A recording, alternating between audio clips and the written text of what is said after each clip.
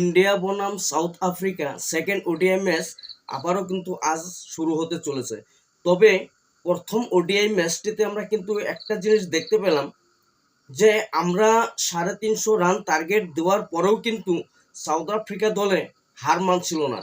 ওরা কিন্তু অনেকটাই চেষ্টা করে গেছে ম্যাচটি জেতার জন্য।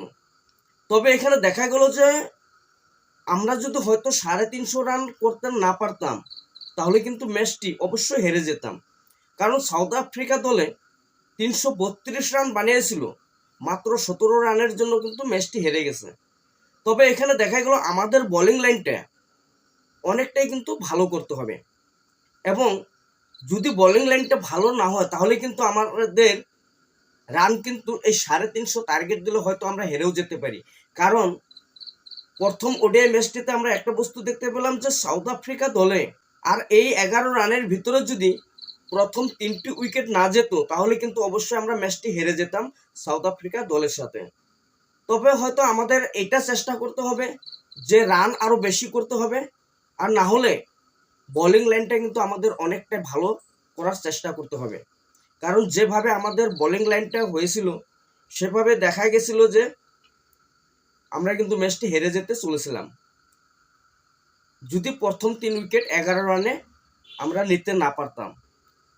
তবে সাউথ আফ্রিকা দল ভাই, এটা কিন্তু ভয়ানক দল।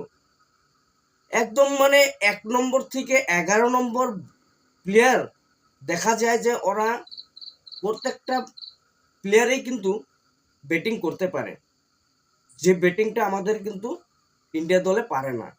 কারণ সাউথ আফ্রিকার যারা বলার আছে সাউথ আফ্রিকা দলের, ওরাও কিন্তু মোটামুটি ব্যাটিং করে যেতে পারে, কিন্তু আমাদের ইন্ডিয়ার বলাররা মানে অল্পও কিন্তু ব্যাটিং করতে জানেই না, বলতে পারি কোনো ব্যাটিংই করতে পারে না আমাদের ইন্ডিয়ার বলাররা।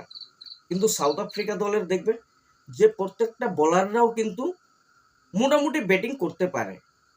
মার্কো জনসন এই কিন্তু একটা বলার, এত সুন্দর পারফরমেন্স করতে পারে মার্কো জনসন, মানে কি বলবো। কিন্তু আমাদের দেখবে কোনো একটা বলাররা কিন্তু 10-12 যদি করে রান করতে পারতো তাহলে কিন্তু আমাদের অনেকটা হেল্প হতো, কিন্তু আমাদের বলাররা একদমই রান করতে পারে না, জাস্ট আসবে আউট হয়ে চলে যাবে। কিন্তু সাউথ আফ্রিকার একটা বলাররা কিন্তু ঠিক তেমন নয়, যার জন্য এটাই করতে হবে, হয়তো রান আরও বেশি করতে হবে। 350 টার্গেট দিলেও কিন্তু হয়তো আমরা হেরে যেতে পারি সাউথ আফ্রিকা দলের কাছে।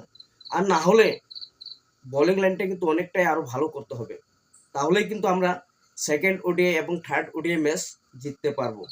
তবে বন্ধুরা, সেকেন্ড ওডিআই ম্যাচ আজ হবে, তবে এই ম্যাচটি কে জিততে চলেছে অবশ্যই তোমরা কমেন্ট করে জানাবে।